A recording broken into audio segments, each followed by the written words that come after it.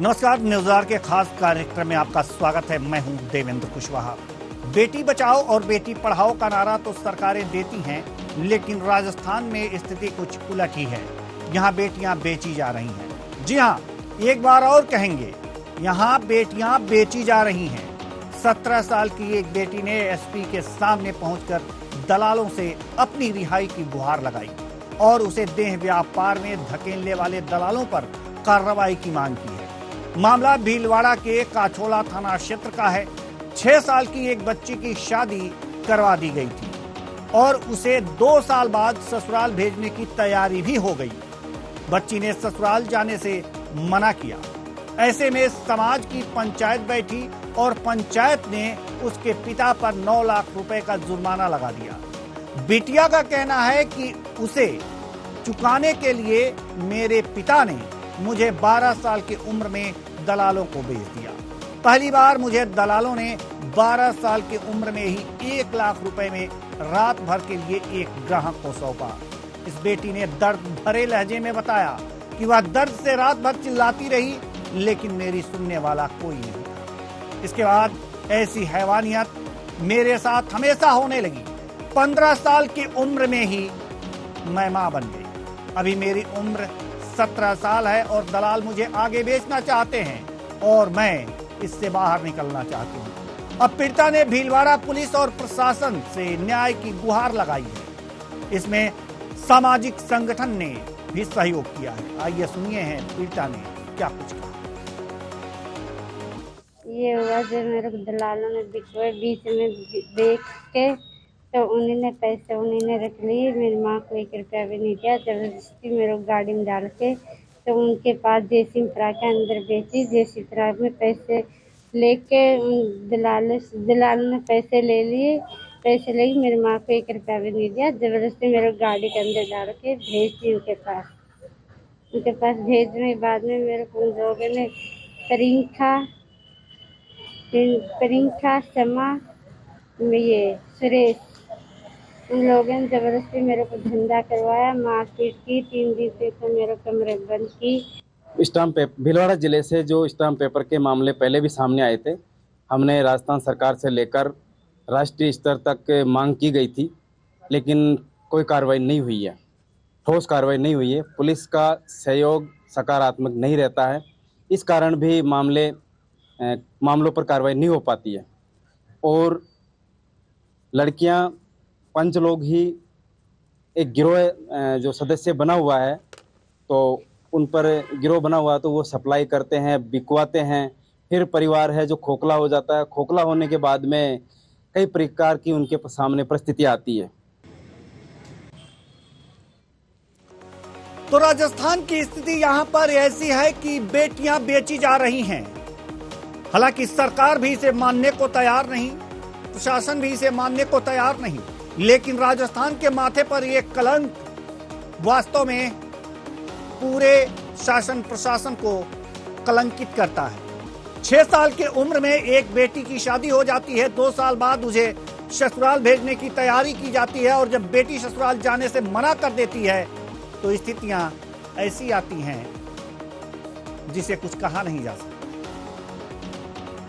पंचायत बैठाई जाती है। पंचायत ने उस परिवार पर बेटी के मना करने पर पंचायत बैठती है और पंचायत ने 9 लाख रुपए का जुर्माना लगा देती है।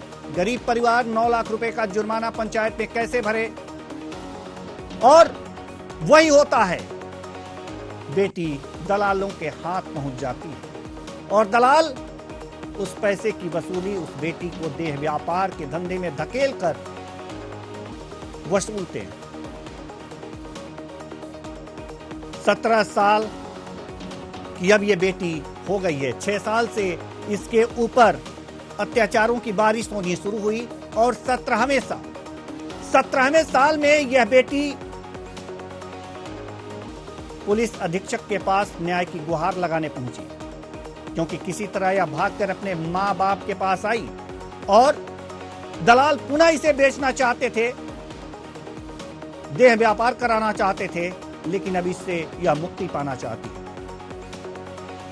आज इसी मुद्दे पर हम चर्चा करेंगे, क्योंकि महिला अत्याचार में राजस्थान देश में नंबर 1 है और पिछले 3 सालों से नंबर 1 है। आज हम इसी मुद्दे पर चर्चा करेंगे और चर्चा के लिए जो हमारे साथ मेहमान जुड़े हुए हैं उनसे आपका परिचय करा दें। आजाद शर्मा बीजेपी नेता, हेमेंद्र शर्मा कांग्रेस नेता, भागचंद्र झांझावत समाज सेवी और साथ ही साथ नवीन जोशी वरिष्ठ पत्रकार। सभी मेहमानों का बहुत बहुत स्वागत है हमारे इस कार्यक्रम में। चर्चा की शुरुआत करते हैं। कांग्रेस की सरकार है, इसलिए प्रश्न भी कांग्रेस से ही पहले। राजस्थान में ये मामला आया है भीलवाड़ा जिले से।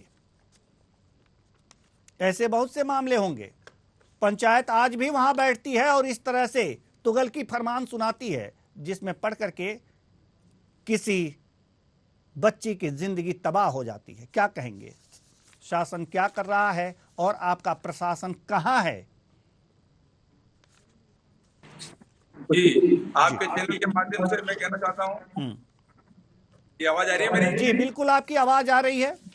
जी, मैं आपके चैनल के माध्यम से कहना चाहता हूं कि राजस्थान की सरकार और राजस्थान के माननीय शिक्षा मंत्री अशोक जी गहलोत जो गैर कानूनी काम जो लोग करते हैं, अपराधी जो अपराध करते हैं, उनको उनके प्रति कानूनी कार्रवाई करने के लिए बिल्कुल सजग है। और जिस तरह की अभी आपने बात बताई कि भीलवाड़ा के क्षेत्र में शाम पर किसी बालिका के साथ विक्रय पत्र लिखकर ये विक्रय किया गया है, ये पूर्णतः गैर कानूनी है। और इसमें तुरंत प्रभाव से भीलवाड़ा पुलिस ने मुकदमा दर्ज किया है, जो जेर तफ्तीश है। भारतीय दंड संहिता की धारा 370 के तहत इसमें मुकदमा दर्ज होता है।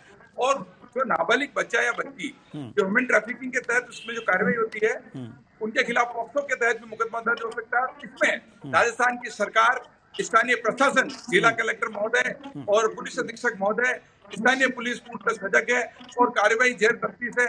निश्चित ही आप निश्चिंत रहे। हम भीलवाड़ा की जनता को आपके चैनल के माध्यम से कहना चाहते हैं कि जो भी गैर कानूनी काम करेगा उसको सलाखों के पीछे भेजने के लिए राजस्थान सरकार तैयार, तत्पर, सदैव सजग है। ये कहने वाली बातें हैं। माफ कीजिएगा सर, थोड़ा सा जी आपको तकलीफ लगेगी मेरी बातों से, मेरे प्रश्नों से। मेरे प्रश्न आपको चुभेंगे, लेकिन पिछले 3 साल से महिला पर अत्याचारों के मामले में राजस्थान नंबर 1 पर है। किस तरह का आपका शासन है, किस तरह से प्रशासन है? जी जी, मैं आपके चैनल के माध्यम से कहना चाहता हूँ, आपने जैसा भी बताया है कि ये राजस्थान में नहीं पूरे हिंदुस्तान में इस तरह के अपराध होते हैं। केवल और केवल राजनीतिक रूप से आंकड़े बताकर राजस्थान की सरकार एनसीआरबी के आंकड़े हैं सर। एनसीआरबी के आंकड़े को आप झुठला रहे हैं। एनसीआरबी के आंकड़े को आप झुठला रहे हैं। मेरा आपसे निवेदन यह है कि इस तरह के अपराध केवल राजस्थान में हो रहे हो ये बात नहीं है। पूर्ण हिंदुस्तान के सभी राज्यों में इस तरह के अपराध होते हैं। और अपराध कहीं भी हो, कैसा भी हो, वहाँ की स्थानीय सरकार अपराध को समाप्त करने के लिए, रोकने के लिए सजग और तैयार, तत्पर रहती है। जी, अच्छी बात है, तत्पर रहना चाहिए। आजाद शर्मा जी, हम आपके पास आना चाहेंगे। इस तरह के कुकृत्य राजस्थान में हो रहे हैं, विपक्ष क्या कर रहा है? हाथ पे हाथ धरे बैठा है। अपराध, महिला अत्याचारों पर नंबर 1 3 साल से है। 3 साल से लगातार नंबर 1 राजस्थान। ऐसे में विपक्ष सो रहा है क्या? जी, विपक्ष तो आवाज उठा रहा है, लेकिन जो सरकार है वो मूक दर्शक बनकर के बरसों से इस पूरे अपराधों को देख रही है। और आज जो महिला अत्याचार राजस्थान में हो रहा है, अब ये बच्ची जो आज निकल करके सामने आई है, ये पहला मामला नहीं है भीलवाड़ा का। ऐसे अनेकों मामले निकल करके आए हैं। तब पुलिस क्या कर रही थी, तब सरकार क्या कर रही थी, तब प्रशासन क्या कर रहा था, तब कानून क्या कर रहा था, तब विपक्ष क्या कर रहा था? इस लड़की के मामले में विपक्ष क्या कर रहा था? जो काम है वो सरकार का काम है। अशोक गहलोत जी पूरी तरह से, कांग्रेस की सरकार इस राजस्थान में फेल हो गई है। और यहाँ की बच्चियां आज दर की ठोकरें खा रही है, उनकी कोई सुनने वाला नहीं। ऐसी क्या जरूरत पड़ी कि उस बच्ची को जिसके साथ गलत हुआ उसको एसपी के पास आना पड़ा? क्यों?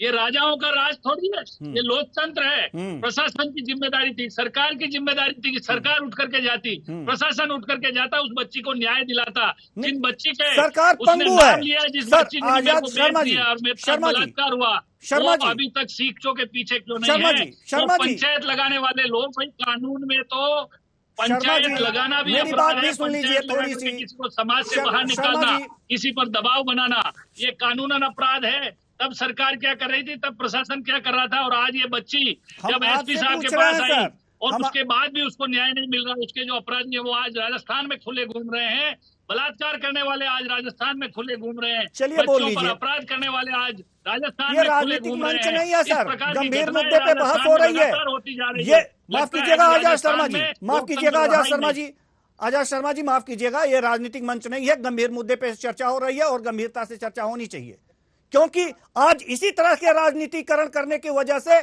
हमारी महिलाएं, हमारी बेटियां पूरे राजस्थान में असुरक्षा का शिकार हो गई है, असुरक्षित महसूस कर रही हैं। हम विपक्ष की बात कर रहे हैं, हम मानते हैं कि नाकाम है सरकार राजस्थान की, प्रशासन पंगु बना बैठा है, लेकिन विपक्ष क्या कर रहा है? इस मुद्दे को उठाना चाहिए था। बेटी गई नहीं, एसपी महोदय के पास गई, मेरी बात सुन लीजिए आप, एसपी महोदय के पास गई ये बेटी, कोई बीजेपी का नेता उसके साथ क्यों नहीं था? एक सामाजिक कार्यकर्ता वहां उसके साथ गया। क्या आपके उस गांव में, उस क्षेत्र में बीजेपी का कोई नेता नहीं था या इस तरह की बातें नहीं जानता था? आप अपनी जिम्मेदारी बताइए। जानकारी में आने के बाद हमारे लोग जो है सक्रियता से अपना काम कर रहे हैं और पहले भी किया है, लेकिन जिसकी जानकारी में विषय आया वो सबसे पहले पहुंचेगा। सामान्य घटनाक्रम है।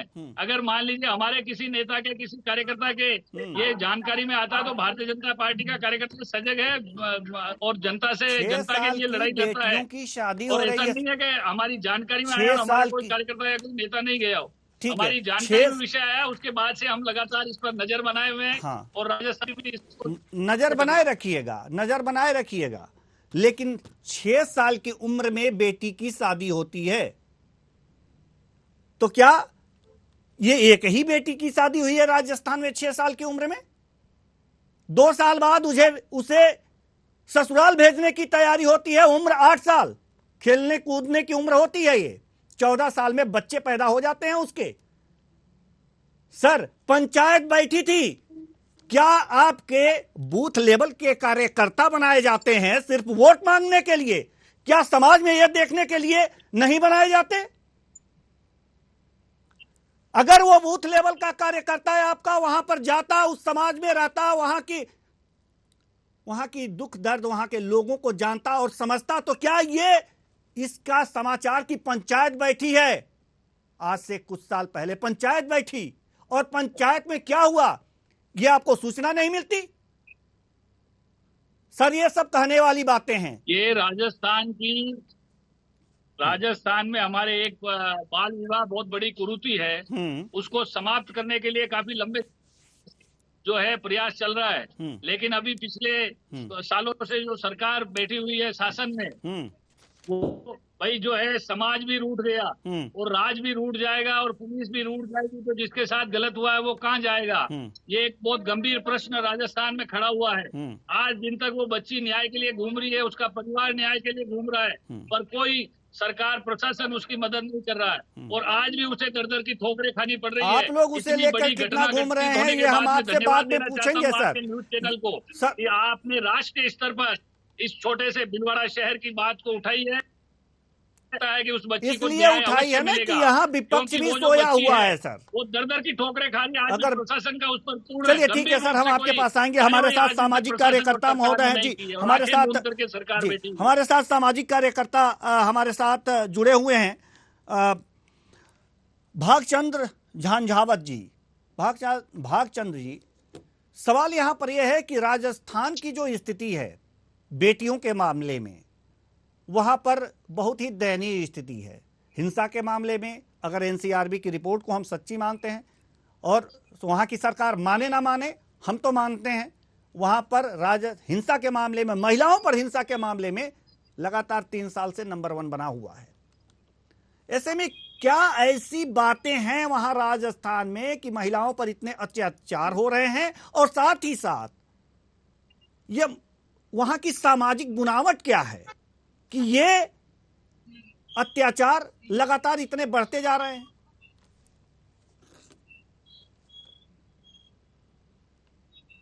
जी भागचंद जी आप मुझे सुन पा रहे हैं? जी जी, मैं सुन पा रहा हूं आपको सर जी। जी सबसे पहले तो मैं भीलवाड़ा मीडिया कर्मचारियों को बहुत बहुत हार्दिक शुभकामनाएं देना चाहता हूं, जो मुझे यहाँ पे हमारी कंजर समाज के लिए बोलने का मौका दिया गया है। मेरा निवेदन यह है सर कि मैं कंजर समाज से 4 बार जिलाध्यक्ष बन चुका हूं भीलवाड़ा से, और अभी वर्तमान में भाजपा घुमंतू प्रकोष्ठ से जिला संयोजक हूँ। मेरा निवेदन यह है सर जी के ये कंजर समाज की बेटियां को 5 से 6 साल की उम्र के अंदर कंजर समाज के दलाल लोग देह व्यापार के धंधे में धकेल देते हैं, और इसके अलावा हम कितनी बार प्रशासन को इसकी कानून कार्रवाई की जानकारी दे देते हैं सर जी। ये कार्रवाई पुलिस अधीक्षक से कार्रवाई करने के आदेश दिए जाते हैं, लेकिन जो नीचे स्थानीय कर्मचारी हैं वो दलाल लोगों की मिली भगती से कार्रवाई को दबा देना चाहते हैं। तो मेरा निवेदन यह है सर जी कि यह मुद्दा राष्ट्रीय लेवल तक भी हमने पहुंचा दिया है। राष्ट्रीय लेवल के जो है हमारे जो प्रियंका कानून गोजी ने आके जहाजपुर तहसील के टोला गांव, अजवास गांव, पुलिस थाना शकरगढ़ के अंदर आके जानकारी की है, तो उन्होंने कुछ 34 से 35 बच्चियों के पीड़ित परिवार माँ बाप से मिले हैं, तो उनके आधार कार्ड मिले हैं, तो आधार कार्ड में माता पिता के घर पे नाम अलग है और जहाँ अन्य जगह गए उनके नाम अलग है। उसके बाद भी राजस्थान सरकार और प्रशासन ने कोई एक्शन नहीं लिया। आज भी मैं बताना चाहता हूँ आपसे माध्यम से, भीलवाड़ा, टोंक जिला, बूंदी जिला, सवाई माधोपुर इन जिलों में देह व्यापार का धंधा खुलेआम किया जा रहा है। वहाँ पर छापे पटकना चाहिए, वहाँ के आईडी प्रूफ आधार कार्ड पकड़ना चाहिए, और इसके अलावा जो स्थानीय आता गांव, वहाँ से लड़कियां देह व्यापार में दी जाती है, वहाँ का बीट प्रभारी क्या कर रहा है, वहाँ का आंगनवाड़ी स्वास्थ्य केंद्र वाला क्या कर रहा है, वहाँ का सरपंच जनप्रतिनिधि क्या कर रहा है, वहाँ का उप सरपंच क्या कर रहा है, वार्ड पंच क्या कर रहा है, क्या उनकी जानकारी में ये काम नहीं है? वो लोग ऊपर तक बातें नहीं पहुँचाते हैं, इसलिए दलाल लोग इन बातों का फायदा लेता। मुझे लगता है कि पूरा नेटवर्क ही मिली भगती है, तो इस वजह से कानून कार्रवाई नहीं हो पाती है। तो हम ये चाहते हैं कि कंजर समाज की बेटियों को न्याय मिले और जो दलाल लोग उनके खिलाफ कानून कार्रवाई हो और मानव अधिकार का मुकदमा दर्ज हो और वो जीवन भर के लिए जेल के अंदर सड़ते रहे। मेरा यही निवेदन है, और भी अगर आप मुझसे जानकारी लेना चाहोगे तो देने के लिए तैयार हूं। बिल्कुल हम आपके पास आएंगे। हमारे साथ वरिष्ठ पत्रकार नवीन जोशी जी भी मौजूद हैं। जी नवीन जोशी जी, हम सबसे बाद में आए इसलिए कि हम ये चाहते थे कि सभी लोगों की अपनी अपनी राय जो दे रहे हैं वो उससे आप अवगत हो जाएं। सवाल यहाँ पर आपसे ये है कि जो राजस्थान की स्थिति है, और ये जो बेटी है ये तो एक उदाहरण सिर्फ है, स्थितियां तो और भयावह होंगी। ऐसे में क्या आप समझते हैं इस घटना को लेकर के कि ऐसे समाज में कैसे ये कुरीतियां बैठी हुई हैं और क्यों वास्तव में प्रशासन कार्रवाई करने से कतराता है? क्या सिर्फ एक पैसा ही कारण है या फिर कुछ और भी कारण हो सकते हैं कि मिली भगत है इसलिए इन पे कार्रवाई नहीं हो रही है, या कुछ और कारण है? क्या राजनीतिक इच्छा शक्ति है? जी देवेंद्र, सबसे पहले तो मैं आपका बहुत बहुत आभार व्यक्त करना चाहूंगा कि भीलवाड़ा की बेटियों की समस्या को आपने, ये जो समाज है कंजर समाज, ये जाहिरम पैसा समाज है और आजादी के 70 साल बाद भी इसको वकालत का पैसा काटने वाले लोग, भली हमारी राजनीतिक दल, भली हमारा जो सिस्टम है प्रशासन, वो हर चीज में इसको जाहिरम पैसा दर्ज करता है।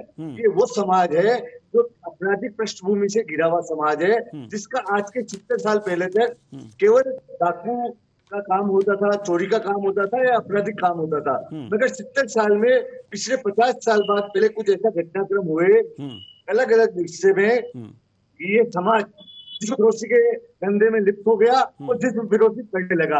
अब इसमें जो सिलसिलेवार इस घटनाक्रम को समझना पड़ेगा कि दलदल में क्यों फंसा ये समाज। इसका सबसे बड़ा कारण जो मैं समझता हूँ देवेंद्र, वो ये है राजनीतिक इच्छा शक्ति कम होना। और राजनीतिक इच्छा शक्ति इस वजह से कम है, इसका ये जो लोकतंत्र है ये वोट तंत्र है, और वोट तंत्र में समाज की सबसे बड़ी कमजोरी है ये है ये छितरा हिस्से में रहता है, जाहिरम पैसा है, अलग अलग ये टुकड़ों में रहता है, अलग अलग डेरों में रहता है। ये समाज की सबसे बड़ी कमजोरी का कारण है।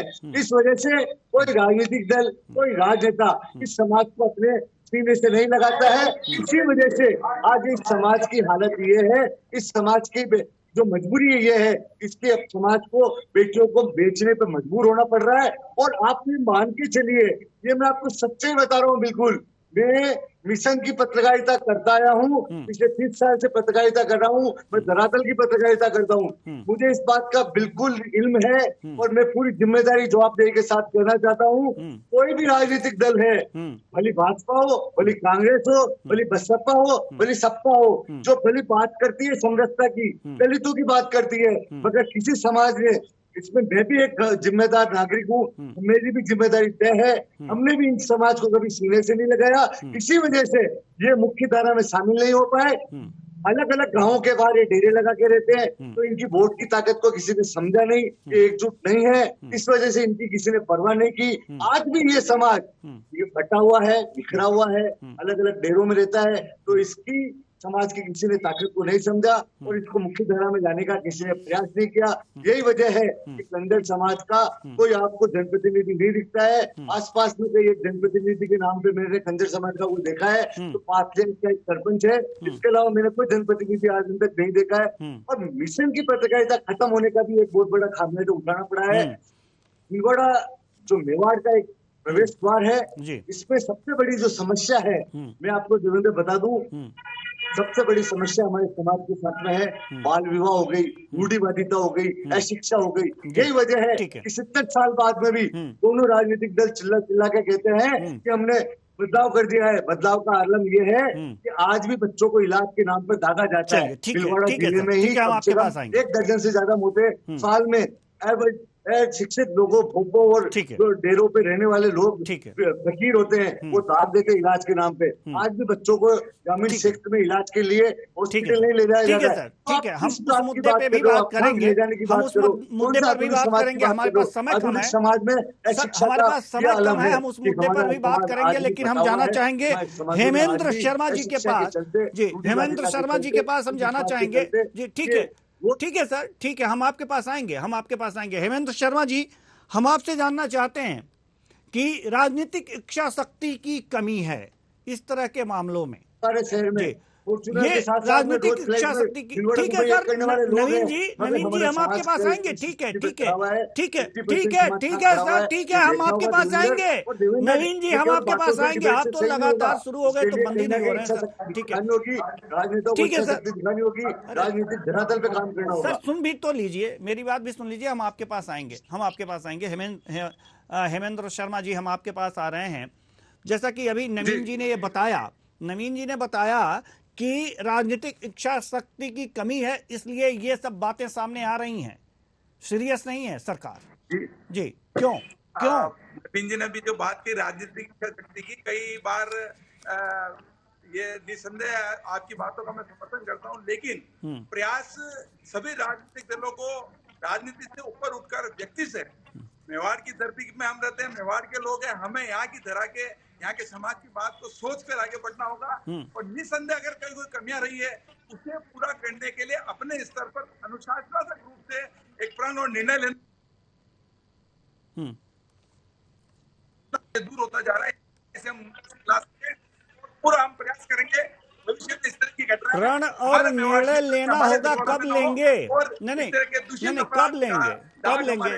भीलवाड़ा के नाम पढ़ने लगे। हेमेंद्र शर्मा जी, निर्णय लेना होगा, प्रण लेना होगा, संकल्प लेना होगा, स्वर्ग में सीढ़ी लगाएंगे, कब लगाएंगे? कब? मैं फिर आपके चैनल के माध्यम से पुनः ये बात स्वीकार भी करना चाहूंगा, कहना ही नहीं चाहूंगा कि आज से अब से ही जहां हर जनप्रतिनिधि का अपना एक दायित्व है कि वह शहर की जनता, गांव की जनता, मेवाड़ की जनता के आगे बढ़े, ताकि आज से ही हम ये जो समाज के तबका, जैसा कि हमारे जो सीनियर साथी पत्रकार महोदय नवीन जी जोशी जिन्होंने बात बताई कि पर्टिकुलर यह जो कास्ट है, ये गहरान पेशा है, हमें अपने स्तर पर निस्संदेह आज से ही, अब से ही यह प्रयास करना होगा। निश्चित तौर पर मैं भी आपसे कहना चाहूंगा कि मैं एक अधिवक्ता भी हूँ, पैसे से एडवोकेट भी हूँ। मैं भी आपके इस चैनल के माध्यम से प्रण लेता हूँ कि मुझे जब जहाँ जिसकी सहायता की जरूरत पड़ी, मैं तैयार और तत्पर सदैव रहूंगा। जी, इस बिटिया की सहायता करेंगे आप? निसंदेह और निशुल्क। मैं आपके इस चैनल के माध्यम से यह प्रण करता हूं कि अगर ये पीड़ित परिवार, मैं खुद इनसे संपर्क करने का प्रयास करूंगा और ये अगर मेरे पास आता है तो मैं निःशुल्क रूप से इनकी कानूनी सहायता करूंगा। जी, बहुत अच्छी बात है। इसके लिए आप सराहना के पात्र हैं, धन्यवाद के पात्र हैं। हमारे साथ आप बने रहिए। हम जाएंगे आजाद शर्मा जी के पास। बीजेपी नेता हैं आप? हाँ जी। जी, बीजेपी नेता तो हैं, नेता के रूप में ही हैं, ठीक है, लेकिन समाज के अंग भी हैं। और नेता लिखान नाम के आगे नेता जुड़ जाने से एक जिम्मेदारियां भी बढ़ जाती हैं। विपक्ष में बैठने के बाद भी आपकी जिम्मेदारियां बढ़ जाती हैं। इसलिए इधर उधर की बात ना करते हुए सीधे मुद्दे की हम लोग बात करें, क्योंकि बहुत ही महत्वपूर्ण बात है। आपसे अपेक्षा भी है, बहुत ही सीनियर हैं और ये भी हमें बताया गया है कि आप बहुत अच्छे व्यक्तित्व के धनी भी हैं।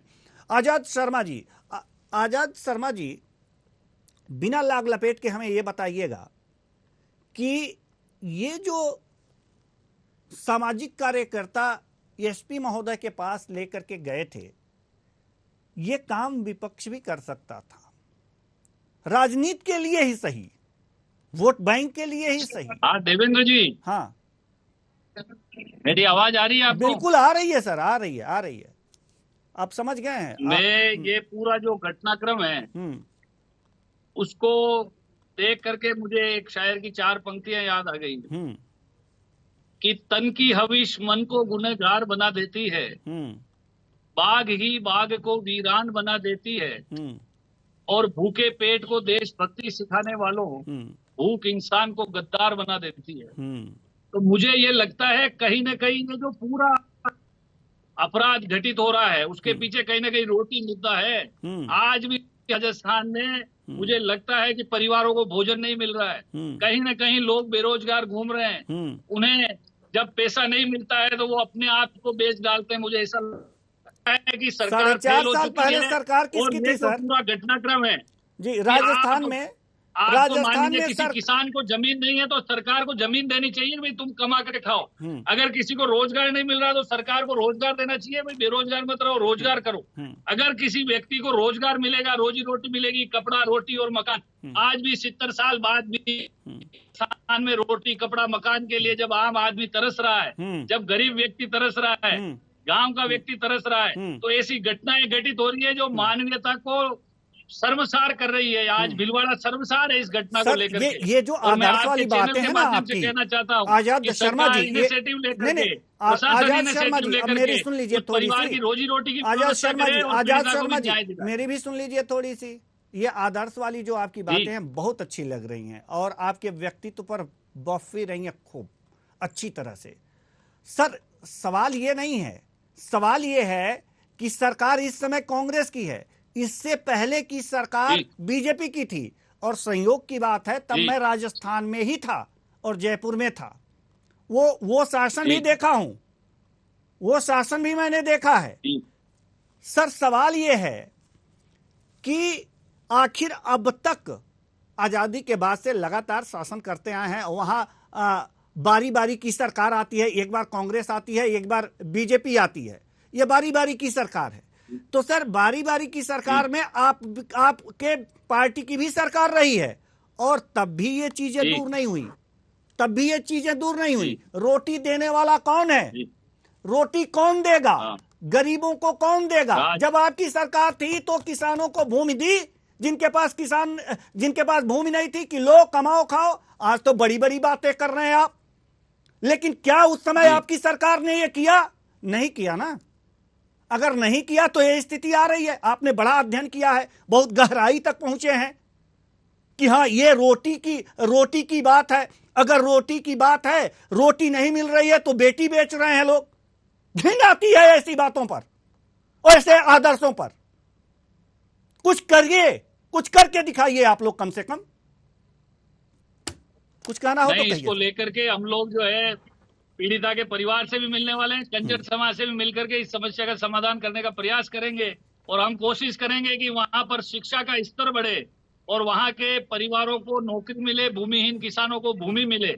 इसको लेकर के हम लोग काम करने वाले हैं। मैं पुनः देवेंद्र जी धन्यवाद देना चाहता हूं आपके चैनल को कि जिन्होंने राष्ट्रीय स्तर पर इस भीलवाड़ा के मुद्दे को उठाया है। और मुझे ये लगता है कि कंजर समाज भी अब शिक्षा की तरफ बढ़ेगा, क्योंकि जब हम सब मिलकर के इसके लिए प्रयास करेंगे तब परिणाम आएगा।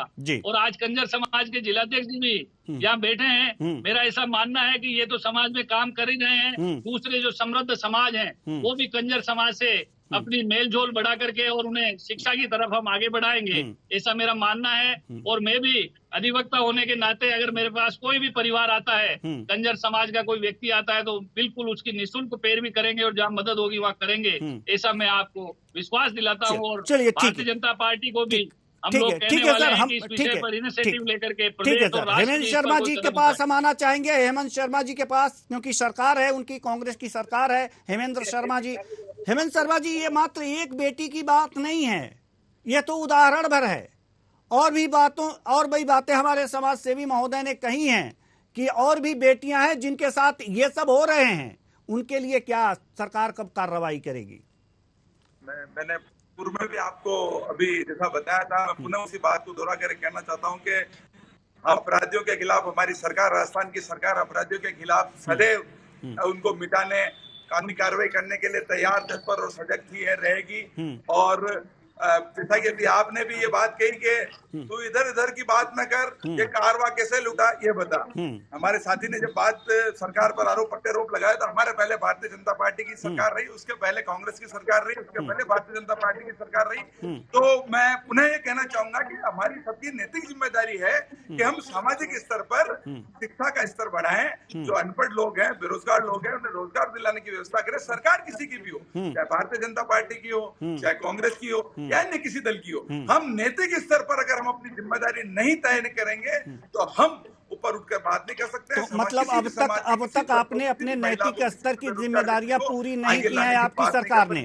आपकी सरकार ने नैतिक जिम्मेदारियां पूरी नहीं की हैं, इसका मतलब तो यही हुआ ना। चाहिए और नैतिक जिम्मेदारी उठानी चाहिए और अपनी नैतिकता तय करनी चाहिए, मैं ये कहना चाहता हूँ। ठीक है, नैतिकता कौन तय करेगा? सरकार की नैतिकता कौन तय करेगा? सरकार में आप लोग हैं, तय कीजिए अपने नहीं, जो बड़े नेता हैं उनको लिखिए, पत्र लिखिए, जो सरकार में बैठे मुख्यमंत्री को पत्र लिखिए, अपनी नैतिकता तय कराइए। देवेंद्र जी, मैं यही कहना चाहता हूं, जहां तक बात हेमेंद्र शर्मा की है, जो आपके चैनल के माध्यम से आपने चैनल पे उन्हें कॉल किया और ये जिम्मेदारी दी कि वे अपना वक्तव्य दें, तो हेमेंद्र शर्मा आपके चैनल के माध्यम से जिम्मेदारी तय करता और मेरे साथ जो मित्र, साथी, सहयोगी, रिश्तेदार हैं, उन्हें मैं अपने स्तर पर तैयार करूं। और आपके चैनल पे आज जितने भी लोग हैं, आजाद जी हैं, नवीन जी हैं और कंजर समाज के जो हमारे अध्यक्ष महोदय, हम सब लोग मिलकर एक अपना स्तर तय करें, अपनी नैतिकता तय करें। मैं हम सबके लिए कह रहा हूँ जी। ठीक है, हम आपके पास आएंगे। ठीक है सर, हम आपके पास आएंगे।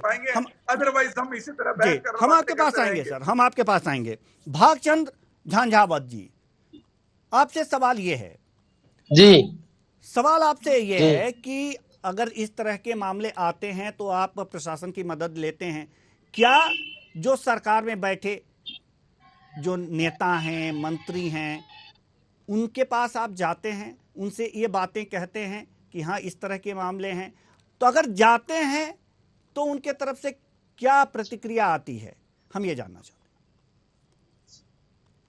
जी सर, मेरा निवेदन ये है कि अब सरकार ने कंजर समाज की बेटियां बिक रही है और बिकती जा रही है, तक सरकार की तरफ से कोई ऐसा अल्टीमेटम नहीं आया जो हम आपके लिए मदद करेंगे।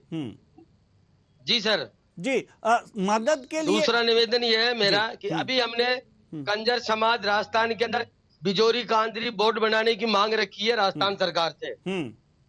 अगर वो हमारी मांग को मान लेती है तो हो सकता है कुछ आने वाले समय के अंदर हमारी समाज के अंदर सुधार हो सकता है, क्योंकि हमारा जनप्रतिनिधि बनेगा तो हमारी समाजों के काम हमारे हमारे खुद ही नेतागण कर सकते हैं तो हो सकता है समाज के अंदर कुछ अच्छा विचार आएगा, कुछ कुरीतियों से कटा हुआ, कुछ सरकार की जो नीतियां उनसे कटा हुआ है मुख्य धारा से जुड़ेगा और समाज के अंदर कुछ चेंजिंग आएगा।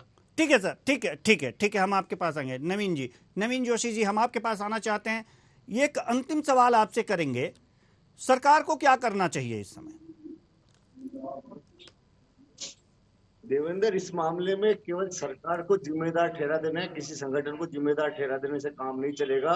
इसके लिए पूरा एक सामाजिक बदलाव का प्रयास शुरू करना पड़ेगा, वो धरातल पर जमीनी लेवल से प्रयास शुरू करना पड़ेगा, तब काम शुरू हो पाएगा। इसके लिए सबसे पहले तो ये करना चाहिए कि ये जो वोट की ताकत है, इस वोट की ताकत में लोकतंत्र में कहीं ना कहीं उनकी जवाबदेही, जो लोग पदों पर बैठे हुए हैं, अधिकारी बैठे हुए हैं या जो जिम्मेदार पदों पर बैठे हुए अफसर हैं, उनकी बनती है। देवेंद्र, भीलवाड़ा और राजस्थान में खास तौर से महिला बाल विकास को जिस तरह से धरातल पर उतारा गया, मगर महिला बाल विकास के जो धरातल पे काम जो हो रहे हैं वो आप इस घटनाक्रम को लेकर अंदाजा लगा सकते हैं। तो भी महिला के अत्याचार की आज भी बाल विवाह हो रहे हैं, महिलाओं को इसके लिए प्रताड़ित किया जा रहा है। आज भी नाता प्रताप राजस्थान में भिलवाड़ा में से चालू है। इसका सबसे बड़ा कारण है कि सामाजिक बदलाव नहीं हुआ निचले स्तर पर। जब तक सामाजिक बदलाव नहीं होगा तो जब तक ये जो बातें हैं ये केवल डिबेट में नहीं रहेगी, जब तक केवल वर्कशॉप में नहीं रहेगी, धरातल पे काम करना होगा, उसी से समाधान निकलेगा। जी, धरातल पे काम करना होगा। बहुत बहुत धन्यवाद सभी मेहमानों का, आप आए और अपने अपने विचार साझा किए।